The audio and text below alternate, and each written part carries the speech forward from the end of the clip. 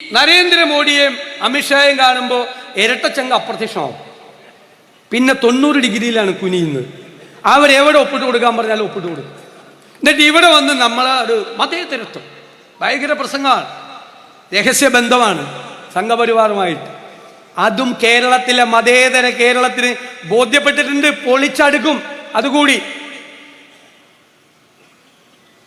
എനിക്ക് നിങ്ങളോട് പറയാനുള്ളത്, ഇത് കണ്ണൂർ ജില്ലയാണ്, മുഖ്യമന്ത്രിയുടെ ജില്ല.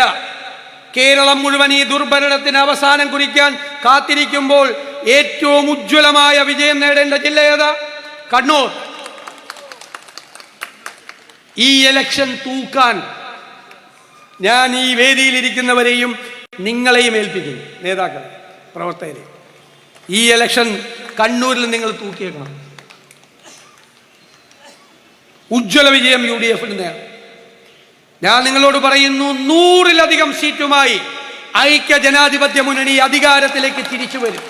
തിളക്കമാർന്ന ആ വിജയത്തിന് വേണ്ടി പോരാളികളാകണം എന്ന് ഞാൻ അഭ്യർത്ഥിക്കുന്നു.